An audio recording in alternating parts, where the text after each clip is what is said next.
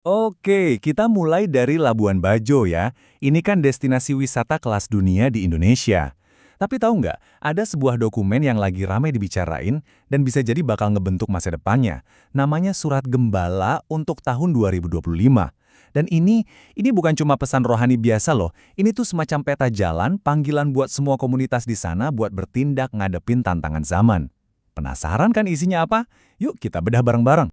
Nah, ini dia nih wujud aslinya.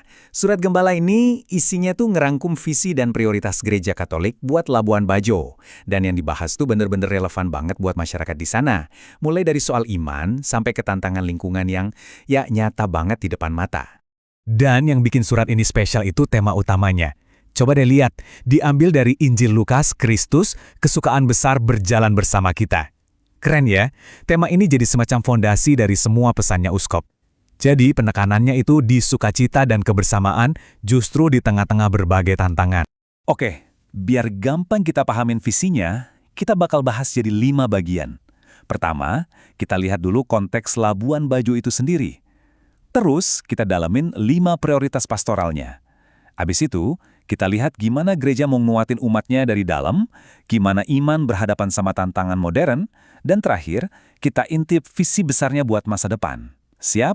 Sip, kita masuk bagian pertama. Penting banget nih buat kita paham konteksnya dulu. Jadi, Labuan Bajo itu bukan tempat sembarangan kan? Ini tuh pusat pariwisata super premium. Nah, status ini tuh ternyata bawa tantangan tersendiri, baik secara sosial maupun lingkungan, dan inilah latar belakang dari Surat Gembala ini. Nah, sekarang kita masuk ke intinya.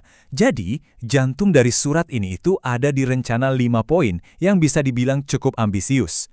Ini kayak cetak biru strategis dari Uskup Maximus Regus buat gereja dan komunitasnya di tahun 2025. Yuk kita lihat satu persatu. Jadi, kelima prioritas ini tuh nggak berdiri sendiri, tapi saling nyambung jadi kayak satu kerangka kerja yang utuh.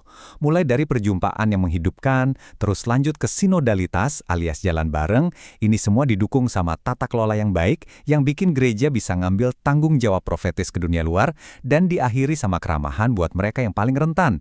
Kebayangkan, terstruktur banget rencananya. Oke, kita mulai dari yang pertama ya, fokusnya ke dalam dulu. Jadi, bagian awal dari rencana ini tuh intinya soal gimana caranya memperkuat kehidupan internal dan struktur komunitas gereja itu sendiri. Semacam berbenah dari dalam gitu.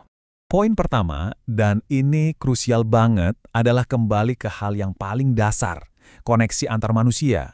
Di zaman yang serba digital ini, surat ini justru ngingetin pentingnya ketemu langsung, tatap muka, yang tulus gitu. Soal persaudaraan, soal kepedulian, buat ngebangun gereja yang benar-benar ramah dan terbuka buat siapa aja. Lanjut ke prioritas kedua, ada istilah keren nih, sinodalitas. Mungkin ada yang bertanya-tanya, apa sih itu? Gampangnya artinya berjalan bersama. Ini tuh ajakan buat semua orang untuk saling dengerin, dari yang paling atas sampai yang paling bawah, buat sama-sama nentuin arah masa depan gereja. Oke, selanjutnya. Surat ini juga nekenin kalau iman itu ya harus kelihatan dalam tindakan nyata, bukan cuma di angan-angan. Ada 2 poin penting di sini. Pertama, tata kelola yang transparan dan bisa dipercaya. Kedua, komitmen yang jelas buat ngelindungin anggota komunitas yang paling rentan. Nah, sekarang kita geser sedikit fokusnya. Dari yang tadinya ngurusin rumah tangga sendiri, sekarang kita lihat gimana surat ini ngajak gereja buat terlibat langsung sama isu-isu kritis di dunia nyata, khususnya yang dihadapi Labuan Bajo. Disinilah iman ketemu sama realitas sosial dan lingkungan. Prioritas keempat ini namanya tanggung jawab profetis. Kedengarannya berat ya, tapi intinya gini. Ini tuh panggilan buat gereja biar jadi kayak mercusuar. Jadi nggak cuma jadi penonton aja, tapi aktif nyoroting isu-isu penting di masyarakat, membaca tanda-tanda zaman, dan berani buat bersuara. Dan ini bukan omongan doang loh. Surat ini bener-bener to the point. Uskup secara spesifik nyebutin tantangan-tantangan yang lagi panas di Labuan Bajo. Soal proyek geotermal, privatisasi pantai yang harusnya buat publik, dan dampak pariwisata massal yang nggak terkendali. Pesannya jelas, keberlanjutan lingkungan itu sebuah keharusan moral. Dan kutipan ini, wah ini ngenah banget. Bener-bener ngerangkum inti pesannya. Kita tidak hanya diajak untuk tidak tinggal diam, tetapi untuk bertindak. Jelas banget kan? Ini panggilan buat aksi nyata, bukan cuma wacana, demi keadilan sosial dan lingkungan. Oke, kita udah bedah kelima prioritasnya. Terus, semua ini mau dibawa kemana? Nah, surat ini ternyata nggak cuma mikirin tahun 2025 aja, tapi juga lagi ngebangun fondasi buat masa depan yang lebih jauh. Dan ini dia bagian akhirnya, lengkap dengan tanda tangan dari Uskup Maximus Regus. Ini bukan cuma formalitas ya, ini tuh kayak stempel komitmen pribadi dari seorang pemimpin yang negasin kalau visi ini adalah arahan resmi buat seluruh keuskupan.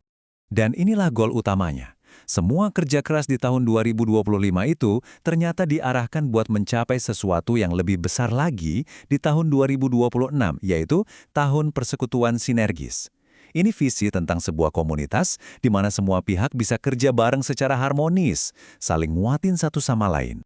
Jadi kalau mau kita simpulkan, poin utamanya tuh ini. Surat Gembala ini sukses mengubah daftar masalah yang kelihatannya rumit banget, entah itu sosial, ekologis, spiritual, jadi sebuah peta jalan yang jelas dan bisa dikerjain. Ini adalah transformasi dari sekedar mengeluh jadi sebuah gerakan aksi. Kisah dari Labuan Bajo ini benar-benar nunjukin kekuatan dari sebuah visi yang jelas dan kepemimpinan yang berani. Dan ini ninggalin kita dengan satu pertanyaan penting buat direnungkan. Di tengah dunia yang penuh tantangan kompleks, gimana ya caranya komunitas kita, dimanapun kita berada, bisa nemuin suaranya, dan bareng-bareng ngebentuk masa depan yang lebih baik?